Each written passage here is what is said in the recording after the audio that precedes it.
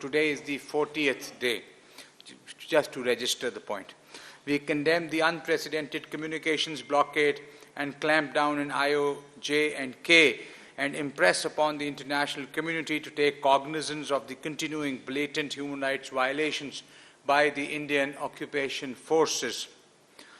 As Director General South Asia and SAARC, I summoned the Indian Deputy High Commissioner on 7th September and condemned the unprovoked ceasefire violations by the Indian occupation forces along the line of control. These violations were perpetrated in the Kui-Ratta sector and resulted in many injuries. Moving forward, Foreign Minister Qureshi addressed the 42nd session of United Nations Human Rights Council in Geneva on 10th September and highlighted the continued Indian atrocities in Indian-occupied Jammu and Kashmir. He particularly asked the Human Rights Council to take the following steps. 1.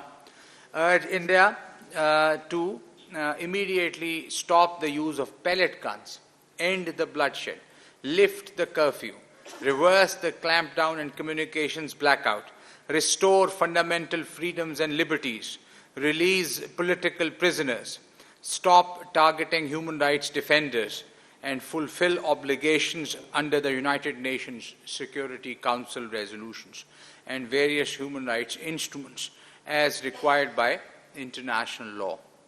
India's draconian emergency laws in occupied Jammu and Kashmir cannot be allowed to stand.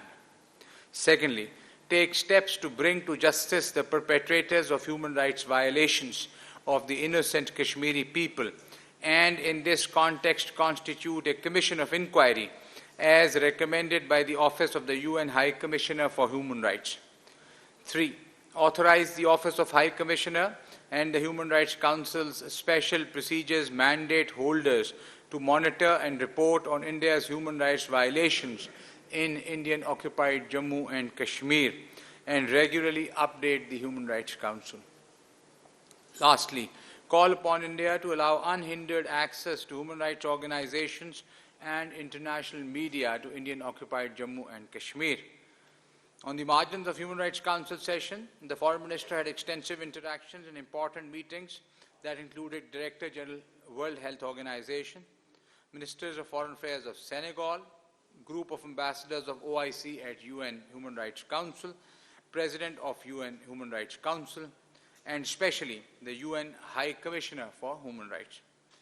On 10 September, Pakistan got a major diplomatic breakthrough at the United Nations Human Rights Council by delivering a historic joint statement on behalf of over 50 countries from across various regions regarding the worsening human rights and humanitarian situation in occupied Jammu and Kashmir.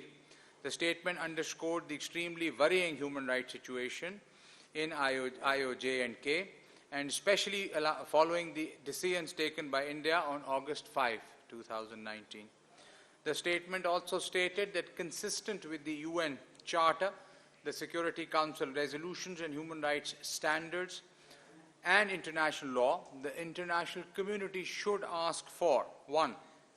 Respect and protection of fundamental human rights of the people of Indian-occupied Jammu and Kashmir, especially the right to life, liberty and security.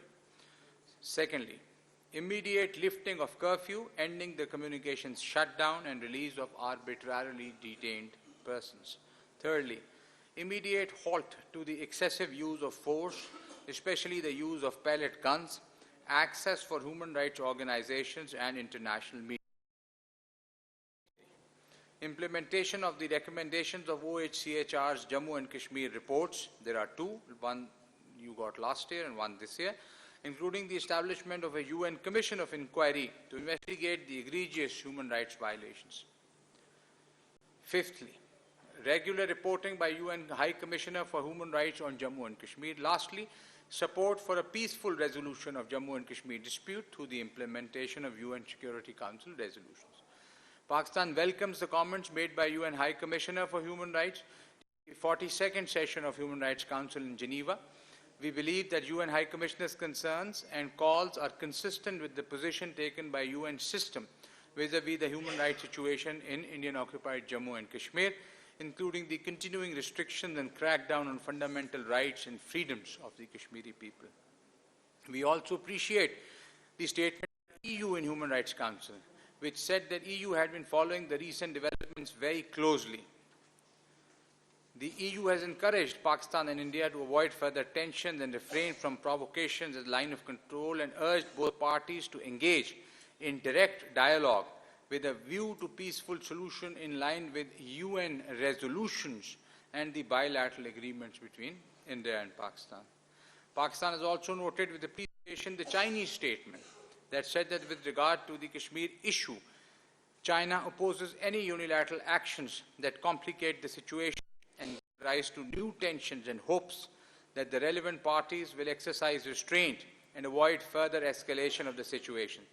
China also took note of the two reports of OHCHR on the situation of human rights in Jammu and Kashmir. The human rights of the people in Jammu and Kashmir should be respected and guaranteed. Let me also inform you that Turkey has appreciated UN High Commissioner's remarks on Jammu and Kashmir and reiterated the Indian government to ease the current restrictions in the region, saying, A, the decision of Indian government to abolish the special status of Jammu and Kashmir is against the spirit of various UN Security Council resolutions. B, it bears the risk of further deterioration of the existing tension and may have serious repercussions beyond the region. C, expressed the desire that Jammu and Kashmir dispute is resolved through peaceful means on the basis of relevant UN resolutions. Malaysia also expressed concern on the human rights situation in Indian-occupied Jammu and Kashmir and urged all parties to negotiate a peaceful solution in accordance with the UN resolutions. All these remarks and statements at the UN Human Rights Council overwhelmingly validate Pakistan's worsening crisis in Indian-occupied Jammu and Kashmir. Therefore, India should stop misleading the international community and fully respect the right to self-determination of the people of Indian-occupied Jammu and Kashmir. As part of continuing diplomatic outreach since our last briefing, Foreign Minister Qureshi has held telephone conversations with foreign ministers of Sri Lanka, New Zealand, South Korea, Iceland, Iran, Bangladesh. The detailed press releases in these regards have been issued. On 7 September, the foreign ministers of Pakistan, Afghanistan and China held the third session of China-Pakistan-Afghanistan Foreign Ministers Dialogue in Islamabad. The three sides noted with satisfaction the progress made under the trilateral second dialogue held in Kabul on 18th December. They reiterated their resolve to further deepen various strands of bilateral cooperation. Furthermore, the foreign minister held bilateral delegation-level talks with his Chinese and Afghan meeting. September, Abdullah bin Zayed Al Foreign Minister of United Arab Emirates, and His Excellency Mr. Adil Al Jubair, Minister of State of Kingdom of Saudi Arabia, paid a joint visit to Pakistan. In meeting with the Foreign Minister, the situation in Indian-occupied Jammu and Kashmir was. The Foreign Minister apprised the two dignitaries in detail on Pakistan's concern over the deteriorating human rights and humanitarian situation in Indian-occupied